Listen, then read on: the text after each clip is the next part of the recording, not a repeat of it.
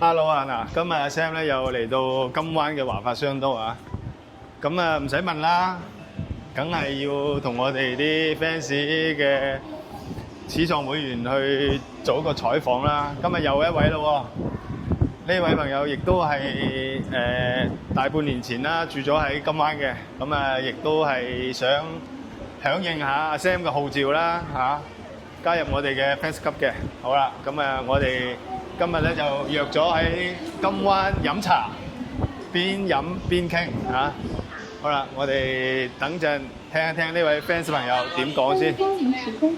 有位的，啊對，沒錯，訂好位啦已經。呢位朋友先嚟咗先嘅，我哋遲咗啲啲。嗱，咁咧我哋就坐低咗啦。呢位喺我哋身邊呢位咧叫林小姐，係啊，林小姐。咁我哋第一次見面嘅，我哋係第一次見面。咁佢前一排已經約咗我噶啦，咁就唔得閒啊。咁啊，今日終於得閒啦。咁啊，我哋約咗喺佢住嘅屋苑附近，金灣華發商都同大家去分享下。我嗌嘢先喎，好，邊嗌邊講嚇。喺 YouTube 嗰度視頻見得你多，係啊，終於見到你啦！睇咗我幾耐先？我舊年就 subscribe 咗嘅，即係24年。我7月份咧就正式搬過嚟。7月份搬嚟金灣。係啦。租喺嗰邊噶嘛，係咪？係啦，租喺嗰邊嘅。咁我5月份就開始揾啦，咁樣。你退休未㗎？我退咗休㗎啦。已經退休㗎啦。係啦。咁就準備長期喺呢邊生活㗎啦。其實我而家就喺度體驗生活咯。體驗生活。咁就未定一個位喺邊度嘅，但係我係好中意呢個航空新城呢一邊嘅。啊，中意航空新城嘅。係啦，因為我覺得佢新啦，同埋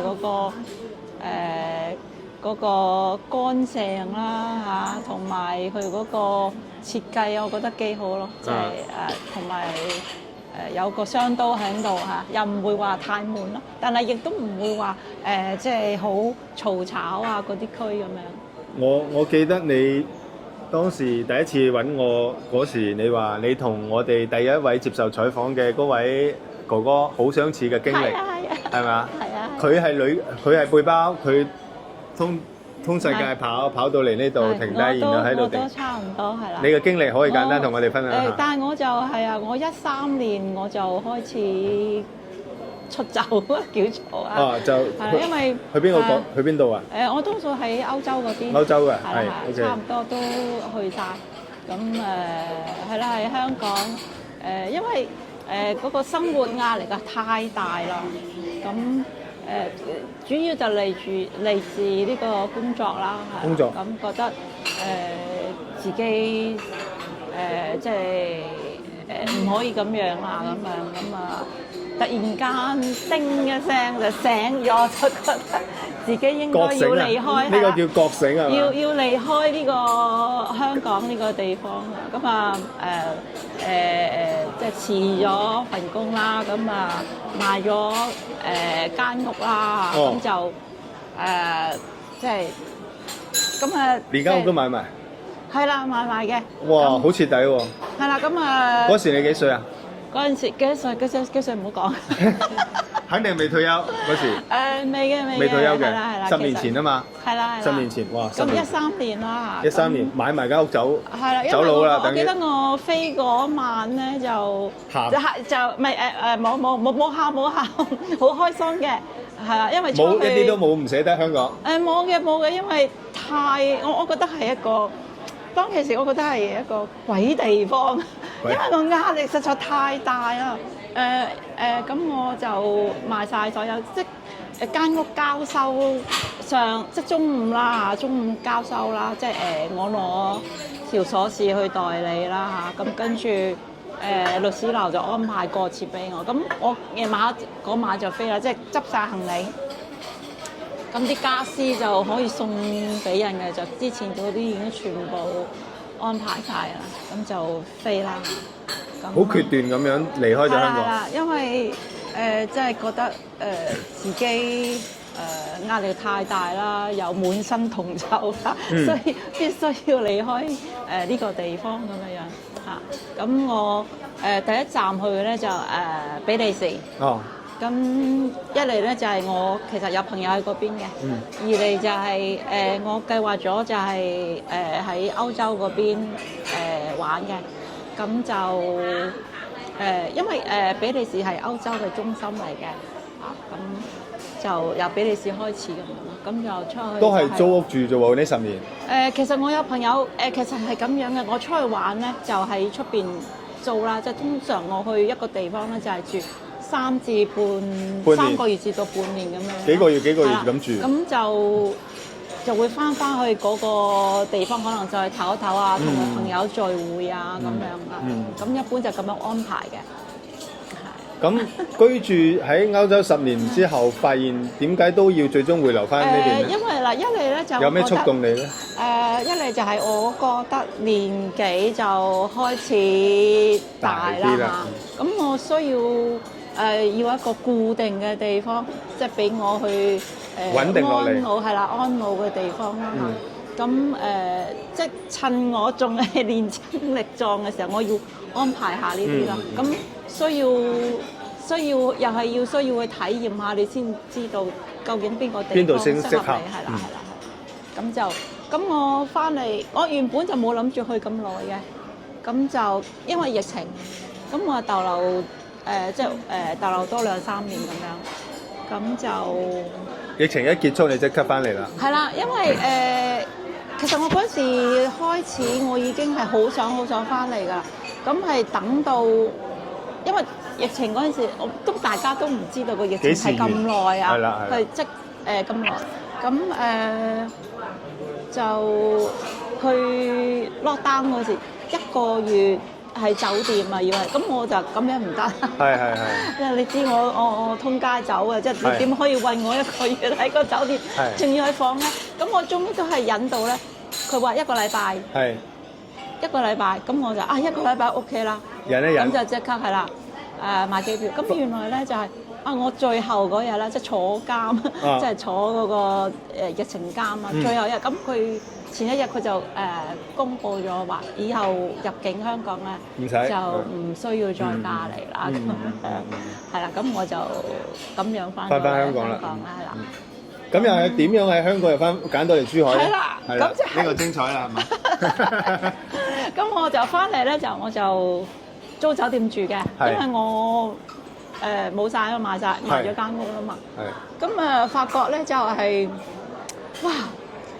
即係香港嘅，即係實在太貴啦。酒店你喺歐洲住咗10年，咁翻香港你都覺得貴？係啊，歐洲其實唔貴㗎，即係佢可能有個錯覺，其實你點講啊？我哋平民百姓嗰啲生活嗰啲咧，唔會話，即係你唔係嗰啲過啲奢侈生活，其實唔會貴嘅。咁嚟到呢度咧，就係我租酒店要15,000-16,000蚊1個月。係。咁你酒店你唔可以煮嘢，係啦，即係同埋嗰個空間都好細㗎嘛。即係咁你又要出去食嘢，我1個月，我係嗰個感覺咧，就係我喺度燒緊銀紙啊！係啊，咁肯定啦。係啊，咁跟住咧就係咁我其實咧就係我原本都係諗住都有諗過話要租屋啊咁樣，但係我又考慮到，因為我又要成日周圍，因為我翻嚟，我又希望我周圍去玩啦，去了解，因為其實我以前喺香港住，但係都唔係好了解國內嘅，係啦，所以我即係做生意都有同國內啲人聯絡啊，咁但係都冇話正式去踏足內地，係啦，接觸內地。多數如果去嘅話，都係去深圳啦，係啦，咁係啦，珠海咧就係我第2次嚟，第一次咧就應該係我嗰陣時係港珠澳大橋咧係未開通啊，嗰年係頭之前嘅1年度啦，應該係唔知16年定係啊，港珠澳大橋係咪16啊16啊16啊？咁應該可能係16年之前15年咁上下啦。咁嚟過，因為嗰陣時有朋友話喺珠海話叫我過嚟睇下啲樓啊咁樣，即係你唔好通街走啦，周圍走啦，你即係揾我。都係朋友介紹你喺珠海望一望嘅。咁嗰次咧，我記得係仲要搭船添嘛，係去尖沙咀嗰度搭船啊嘛。第一次係嚟，咁我記得佢可能係應該我唔係好有印象啊。我一落船佢就揾車嚟車我啦。咁應該可能係橫琴嗰邊。咁我覺得好貴啊，係啦，橫琴嗰陣時都貴。貴啊！後尾，但係嗰陣時都未算係貴。哇！咁快食甜品啊！佢出得快啫，唔緊要，慢慢食。咁係啦，咁仲有啲咩？你可以問我。你第2次過嚟珠海決定租今晚係點樣？點解會過嚟珠海？係啦，咁我就係刷視頻刷到一間即係刷 YouTube 啦。咁佢話就啱啦，有個珠海首租嘅就租盤。我跟住話，我睇到哇，好吸引喎個租金，好平喎。幾錢啊？佢開價咧就3000零嗰啲位咁樣啦。咁其實可以傾嘅，你都明㗎啦嚇。咁我就仲要係全新啊！包晒所有嘅家私喎，即係你真係一個包入嚟住㗎啫喎。跟住我話，咦？即係因為我之前都有嚟過珠海啊嘛，跟住咁不如去睇下啦咁樣，係啦，咁就係今晚就嚟咗今晚啦。係啦。咁啊睇咗一次就決定搬過嚟啦。係啦，咁我第一次我都唔係話睇，我而家係住領航灣，我係第一次睇係睇嗰個國際半島嗰度，係啦。咁其實都中意嘅，我係決定係要租㗎啦。咁但係點解租唔成咧？就係有啲小插曲啦。即係嗰個業主就係東北人嚟嘅，咁佢可能係買間屋咧，就愛嚟避寒啊嗰啲。度假㗎。係啊，其實佢可能佢即係想出租與唔想出租之間咁樣啦。好搖擺。佢係啦，佢未諗得掂啊。咁跟住咧就即係 set 一樣嘢之後，跟住又再 set 另外。咁我就覺得呢個業主可能未諗得掂，即係佢租唔租啊？咁我為免麻煩，咁我就話我唔租啦。就租第2度啦。係啦，咁我就揀咗呢度咁樣咯。咁租咗喺領航灣，你睇住我食得㗎啦，你睇住我食。你講多2句啊！我同你筆啲先，等陣到我講嘅時候你就食啊。你租咗喺領航灣嗰度，咁你覺得住咗大半年，你覺得呢邊生活點樣？生活OK 啊，好啊，同埋我覺得係點講咧？我又住過歐洲啦嚇，又跟住又翻嚟呢度住，跟住又我覺得咧就係佢即係呢個生態啊，啲環境啊。新城呢邊咧，我覺得係有啲似歐洲㗎。嚇咁高評價？係啊，同埋但係佢好咧就係歐洲咩城市咩國家？即係佢當然歐洲嗰啲都唔係大城市嘅，大城市其實都係好都係比較繁忙，當然冇香港咁繁忙咯。咁我覺得係嘅，因為佢地方大啦嚇，同埋佢我覺得係好啲嘅，因為嗰個生活便利啊，非常之便利。咁呢樣嘢我好開心嘅嚇，同埋佢都唔係話好似歐洲咁平靜啊，佢都係有一啲繁華嘅一面嘅，即係你話發商都明白。係啊。你覺得喺金灣呢度生活，你覺得最大嘅便利或者你覺得體驗最好嘅嘢係咩咧？叫外賣。係啦，買餸啊。買餸你但係因為我未試過其他嗰隻天虹嗰個超市咯。其他好似唔得㗎。佢係有咁上下規模嘅先可以叫嘅。因為你而家都係叫㗎？叫外賣咧就華發商都附近，即係呢啲買餸嘅話買餸就天虹咯。你行路去買咁最㗎嘛？係唔係美團唔係佢天虹佢又係有個天虹自己嘅 app，係啦係 app 嘅係啦，咁所以我就喺嗰度嗌過嚟都係送過嚟嘅。係啦係都係送過嚟嘅。佢好似佢原本咧舊年好似係100蚊先至送嘅，今年好似改咗50蚊就可以送，係啦。呢個好方便，你中意嘅。咁我就學咗，而家最近咧就學咗搭巴士。搭巴士。係啦，因為其實我差唔多1年啊嘛。係。下個月就1年，咁我頭半年咧就都係 call 車嘅，滴滴。係啦 call，咁 call 車咧又係好多蝦碌嘢，即係要講下咁樣嘅。啊，點樣？你講。咁初時就咁我係 call 初時咧我就唔識嘅，咁就講就用微信入邊嗰個 call 車啦，小程序。係啊，小程序嗰啲啦。咁原來跟住有人話俾我聽咧，就係嗰度 call 車會比較貴喎咁樣。咁啊話原來咧就係咁多個 Apps 入邊咧就係Hello 咧就係最抵嘅。Hello。係啦，跟住我後尾咧就改咗 Hello 嘅。嚇，咁我就有啲即係都唔知好嬲定好笑啦嚇。咁我即係試過幾次啦嚇。咁佢架車過到嚟。佢哋車上邊就有人嘅，咁跟住我話，我係點咗呢個獨享嘅喎，跟住佢點解你會車上面有人？跟住佢話，我呢個我家姐嚟㗎，屋企人係可以㗎嘛。咁跟住我話咁樣唔得喎，咁樣，因為我始終我一個女仔咁。你介意？你驚？我驚啊嘛，係咪先？我始終我啱啱嚟，你點咗獨享就應該一個人，係啦，唔係拼車，仲搞笑，唔係拼車啊嘛，係啦，咁啊係啦，即係原理應該係咁樣噶嘛，係咪？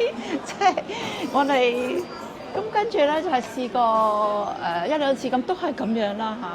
咁有啲就好啲嘅，即係會打嚟我車上有個細路仔啊，咁樣會得唔得啊？咁啊會打嚟同我哋講咗先嘅。咁我咁呢啲就好啲啦。我話都係唔好啦咁樣嚇。咁跟住試過啦，咁我就為免麻煩啦嚇，咁我就係 call 嗰陣時咧，咁我就會因為佢有個 app 噶嘛，可以通訊噶嘛，係咪？咁我就係話我係獨享嘅。我唔接受車上面有其他乘客嘅，就算即係包括家人咁樣嘅，因為佢話原來個 app 咧就話家人咧就可以嘅，就唔屬於犯規嘅。咁跟住OK 啦，即係嗰啲司機就咁樣啦。咁有啲咧就話梗係啦，當然啦。係啊，當然啦。係啦，即係其實好少又話有車過家人，我未聽過。咁我點解我第一次聽？有次真係有啲嬲啦咁樣咧。咁有一次咁我又係咁樣啦，喺個程式嗰度同佢講話，我係獨享嘅，我唔接受其他乘客嘅，包括家人咁樣啦，又係。咁跟住佢就覆我啦，話呢度係國內嚟㗎，唔係香港嚟㗎。佢點知你係香港㗎？係咯，我就真係覺得好奇怪，點解佢？因為我都係用簡體嘅，即係我唔係話用咁搞笑嘅呢個繁體嘅。定係香港人好多人提出呢個意見？係啦，我唔知，即係可能有人中過招，所以佢有啲咁嘅。咁我話佢話咁佢講咩咧？你知啊？佢話呢度係國內啊，唔係香港啊。咩叫獨享啊？你係獨享一個座位，呢個就叫獨享。佢話我其他位我要做生意㗎嘛，我淨係接你一個客。跟住我就，我好似淨係傻咗眼，我應該要點同佢講嘢咧？跟住我諗下，咁你咪取消咯。係啦，我話唔需要同佢諗，因為佢直情根本都係打橫嚟。咪咯，打橫。咁我就留低幾個字啦，我就話我唔同你講，但我一定會投訴你。咁即係其實我就盡量我都唔投訴人嘅，即係如果你太過分咧，就係我一定要咁做，因為我想你知道其實你係犯咗規啦，我接受唔到啦。我希望你我經過投訴呢個平台，我希望你變得好啲，係嘛？即係一定要出聲啦，因為其實我好少，因為你投訴人咧都係自己都係麻煩嘅，可能要做啲嘢啊咁樣樣，係。咁係啦，就咁後尾最近幾個月啦，我就學識咗搭巴士。搭巴士。係啦，咁俾我印象中咧好好多喎。你以為嘅搭巴士係咩啊？我以為搭巴士可能係好嘈啊，好污糟啊，係啦。咁你又講翻搭巴士嘅體驗啦。係，咁我第一次搭啦嚇。咁原來咧，我以為係嗰個，我喺深圳嗰度搭過嘅，咁用乘車碼嘅。咁我以為嗰個乘車碼咧都得嘅，咁原來唔得嘅。你珠海咧有佢自己嗰個珠海嘅乘車碼。係啦。咁上到車啦，跟住點俾錢？都好好㗎。原來我又好好彩喎，撞到啲好好嘅人。佢話你要用翻珠海先得㗎，咁樣。跟住我話死啦！我去邊度揾啊？咁樣。咁個司機佢揸車，佢話即係幫我唔到啊嘛。其實佢都好想幫我，佢就話你喺微信嗰度啊，邊度啊咁我唔識啊。珠海公交咁樣。係啦。咁隔離有個乘客咧，同我一齊上車，咁佢就邊度啊？我幫你啦。佢直情係幫我搞埋。幾錢啊？1蚊。呢個先係重點啊嘛。係啊，非常之抵。話俾啲觀眾聽，喺珠海點搭巴士都係1蚊雞嘅。係啦，哇！搭幾錢都係1蚊雞嘅。同埋咧佢係有冷氣啦，同埋好乾淨啦，即係最重要都係呢啲啦，係嘛？即係最重要係冷氣同乾淨程度係咪刷新咗你嗰個認知？係冇錯。因為全部係電車，係新能源車嚟嘅，咁咪好即佢嘅搞嘅衞生。係咪電車我就冇去研究。而家全部換晒電車㗎啦。換曬電車換曬電車㗎啦。咁我好中意，咁我就愛上咗搭巴士啦。你搭巴士去到邊度啊？咁我就周圍而家咧仲係即係摸索緊啦。咁我就去買餸。佢係大新市場嗰度買餸，即係都係今晚兜嘅啫。係啦。未兜到出市區。出市區嗰邊咧，我就去過深圳搭旅遊巴大巴，就去深圳。咁佢都係有去廣州嘅。咁但係廣州我都會嚟緊，我都會搭嘅。但係幾舒服㗎。去廣州可以搭動車啊嘛，搭嗰啲高鐵啊嘛，係。但係呢個今晚去嘅話咧，你要去到拱北。係啦，拱北總站、珠海站搭高鐵。但係佢呢個旅遊巴咧就直通咁樣過去噶嘛，即係途中唔使落車啊咁，唔使轉車啊咁。居住證辦咗未啊？未啊，我就唔知道點辦啦，即係呢啲要去學啊。唔使學，咁到時。但係即係我有樣嘢就係唔識嘅，就係你居住證，你係咪要辦咗居住證，你先至可以去辦理嗰個醫療嗰啲咁樣？係啊，連環噶嘛，佢係連鎖啊嘛。OK。係啊。因為我其實我上週啦，我有去過因為我睇過阿黃生黃太嗰段視頻，咁話港澳同胞咧都可以去睇嘅，可以啊。係啦，咁跟住我就揾到個電話，我打去問啦。我話我就想睇皮膚嘅，咁佢就話你都可以嚟睇啊，可以㗎，港澳同胞可以睇㗎咁樣。咁我問佢，咁係咪要有呢個醫療嗰啲先？佢話唔使嘅。醫療嗰啲社保啊嗰啲嘢咧，就係只不過話你係可以報銷嘅啫嘛。係。你唔報銷自費嘅冇事㗎。係。唔關事㗎。只不過貴啲啲啫嘛。自己俾錢啫嘛，冇嘢㗎。因為我又喺度諗，我需唔需要去搞居住證咧？呢啲唔需要，即係你係長期喺度住，肯定要啦，最好有啦。咁因為你有就方便啲咯。有方便啲，可以好多嘢都可以做到啦。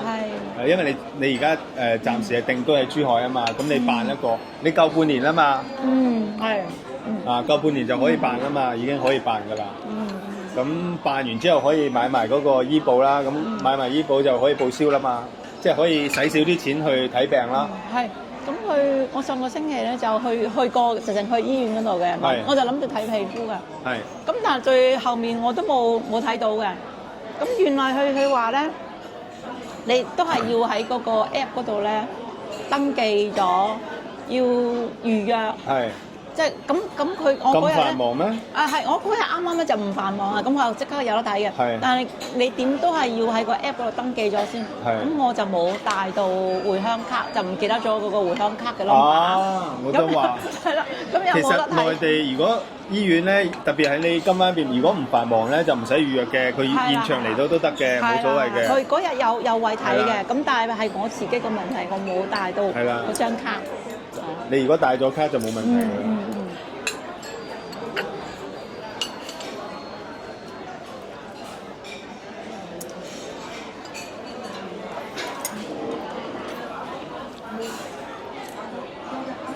我哋冇嘢㗎，衣食住行。咁咧，你而家出行應該就非常之熟啦。出行係食嘢，你又買餸喺呢度食嘢，嗌外賣 OK 㗎啦。係咁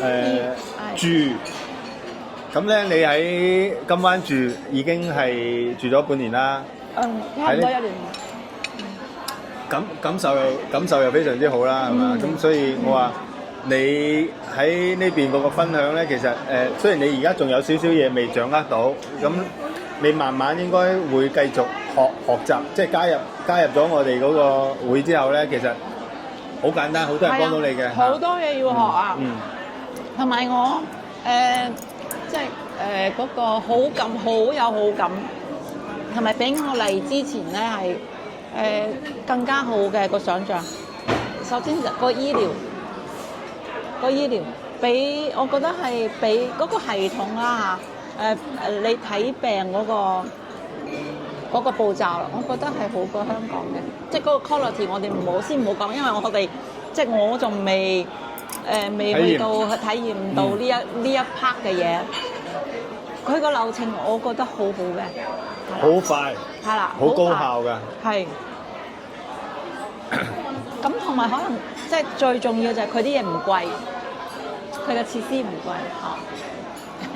咁啊係啊，咁啊因為咁其實你過嚟退休，你最主要最重要都係醫療呢樣嘢啫嘛，即係你退休你年紀越嚟越長嘅時候，醫療健康絕對係一個好絕對重要嘅。係你首要考慮嘅。所以你咪後期下一步咪辦翻嗰個居住證之後，咪辦埋嗰個醫保咪得咯。係冇錯。你就已經係呢邊 OK 晒㗎啦，已經。係啊，因為我又係咯，而家又體驗嗰個巴士啦。咁啊，其實呢個踩單車都 OK 嘅喎，佢都好方便嘅喎，即係共享單車嗰啲啊。有呀。係啊，咁我又係我唔識㗎原本，咁啊自己撞啦係嘛。咁跟住佢話你要實名登記啦嚇。係。咁啊搞咗好似2-3個月啦，都搞唔到啊。咁原來咧我錯咗個步驟，佢就話你實名登記，咁你要影你張回鄉卡啦嚇。咁跟住咧第二個步驟咧就係你要揸住嗰張回鄉卡影，咁自拍。即係係啦，咁我就睇嚟睇去我都唔識。即係我以為咧就你隻手揸住喺個現場嗰度影。佢要你咁樣攞住嘢。係啦，要擺喺你自己個樣下，跟住後尾搞咗幾個月，終於得啦。即係而家可以自己落樓攞啲共享單車去踩啦，踩到去邊啊最遠？其實我都係圍繞呢個商都，太遠我唔敢去。嗱呢個咧，我做咗咁多期採訪咧，就係第一次聽到有朋友係自己踩呢個共享單車嚇，踩共享單車去體驗嘅。因為第一個好多人唔識踩單車啦，有啲人唔識踩嘅。咁你識踩又敢去踩咧，其實幾好㗎呢個嘢。係。唔使搭巴士㗎啦，踩啲共享單車去買餸啦。係啊。真㗎。金灣海濱城呢度有幾大先得㗎？即係可能踩過去買，跟住搭翻車翻過嚟，即係因為你翻嚟會一袋二袋。車頭嗰度有個籃㗎嘛，你買唔到幾多嘢嘅啫，咁你咪擺喺車頭個籃嗰度，咪踩翻嚟咯，安全㗎，又有單車道。即係而家冬天都還可以，夏天咧就真係唔得啦。夏天係啊。太熱啦！我係有個唔慣嘅，就係可能個天氣我都仲未習慣。我係我唔知道我係唔習慣定點樣啦。我係3月份我已經開始開冷氣，冬天我12月份我都係開冷氣。你真係好怕熱。救命！我其實我唔係話特別怕熱嗰啲，但係反正就係唔習慣啦。即係香港都冇咁熱喎。你喺香港生活咧，其實行出行入都係冷氣，你係唔覺啫。呢度係商場有，公共地方好少有嘛。香港多商場。係啦。同埋有可能佢有瓦遮頭。係。呢邊成日要行露天嘅、行街嘅嗰啲。冇錯。咁我又學識咗嚟呢度都你又第一樣嘢又要學嘅就係你要學識揸遮出街。有遮係嘛？係啦。係啊，要揸把遮。因為你香港因為搭地鐵，全部都係地下通道咁行，又有冷氣，你係唔覺熱㗎嘛？即係你 call 車都還可以，你點對點啊？咁如果好似我咁樣咧搭巴士，咁我要行過去對面，曬死人！係，你知唔知咧係誇張到咧？即係我住嗰度嚟到華發商都其實都唔遠啦，即係5分鐘到啦，應該嚟到。我係行到去紅綠燈嗰度咧，我係啲汗係由頭流到落腳，已經全身濕晒啦。擔遮啦，擔遮。擔遮就好少少啦。同埋佢啲紫外光咧就好犀利，好犀利。其實我都幾白㗎，但係我係好容易上色嗰啲人嘅。我哋睇下我黑晒啦，同埋啲雀斑咧都出晒。係啦，呢度紫外線係強烈。係啊，即係比香港可能一樣，但係只不過又係香港就有瓦遮頭嘅地方就會多啲。咁你關注我個頻道，關注咗幾耐話？舊年應該可能7月咯，係應該係7月。我應該係加咗你嘅，嚟咗呢度先係加咗你嘅，因為嚟咗呢度我又要揾有啲乜嘢食啊，有啲咩要注意啊，咁又會揾多啲呢一方面嘅嘢。所以就不斷睇，見到我啦。係咁即係住咗差唔多1年啦，咁我好中意呢個地方，即係但係當然我都希望可能我下一步可能我想去灣仔嗰邊去體驗下嘅。灣仔嗰邊你好似上一集咪嗰個係阿奕生，都應該都幾好。佢咪住嗰度咯，咪住嗰附近咯。係啦，其實你哋可以到時自己交流一下啊嘛。嗰邊就市區再市區啲。係啊。即係你想換個地方住下咁啊？係啦，咁睇下自己中意邊度啊嘛。啱。但係市區就可能冇呢，即係可能會再繁榮啲啊。咪多啲高樓大廈咯。哦。多啲商場。冇呢度咁清靜。係啊，多啲商場。我就中意揀啲住嘅地方。你唔使嘅，你先搭巴士。係啦，我就睇下邊度中意，跟住就落去。搭巴士都到處遊。係啦，其實咧，你點講啊？你想了解一個地方咧，其實搭公共車咧，其實係最容易去了解一個地方。同埋你融合一個地方，你就算係外國，你都係嘅。你 call 車嗰啲，其實你都係點對點，你睇唔到其他地方係點樣樣，可能你會 miss 咗好多靚景啊嗰啲咁樣嚇。阿林小姐頭先講呢啲點咧，確實係我都建議大家嘅，即係大家想真係對珠海呢個城市有興趣嘅時間咧，因為珠海啲巴士咧又特別抵搭，1蚊雞任搭。係咪啊？1蚊雞就唔得。即係如果你真係想了解呢個城市咧，其實你任意上一台巴士咧，成個城市慢慢兜。係，你第一次你可以由頭兜到落尾啊。咁途中你去睇你喂呢個地方幾好。係啊，然後你可以落車噶嘛，落車感受下個街區噶嘛。跟住再搭，再上翻啫。1蚊雞，哇！你如果攞10蚊出嚟搭啊，搭成日都搭唔晒10蚊係嘛？真係超抵。呢個係一個好提議，你自己要先試一試。會一定會，同埋即係點解會咁講？因為其實我即係啲外國朋友咁樣，佢哋就唔係話冇錢，佢哋自己都有2-3架車，但係佢哋咧就會要求自己小朋友咧就係你一係行路，一係搭公共車，一係咧就踩單車。因為佢哋即係佢唔想接送小朋友，即係你接送都係點對點，佢哋想小朋友去多啲去了解呢一個城市，你去融合啊咁樣。其實我覺得係啱嘅，即係咁嘅諗法係。你見到我發起呢個活動，你點解會即時揾我咧？第一啦，咁我一個人啦，我想識多啲朋友，同埋我覺得阿 Sam 哥你咧係一個好誠實嘅人嚟嘅。點解？即係好有心。點解咧？即係聽你講嘢啊，即係我睇視頻睇得多，咁你即係我哋呢個年紀，其實都遇見唔少人啦，即係都即係都感受到嘅，係啦。好啊，因為即係一個值得信賴嘅一個朋友嚟嘅。因為我想你哋呢批已經住落喺珠海嘅呢批朋友，首先企出嚟先，即係你哋先組個集合。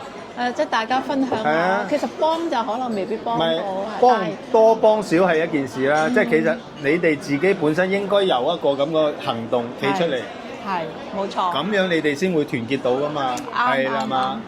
我只不過起個帶頭嘅作用嘅啫，後期就靠你哋噶啦。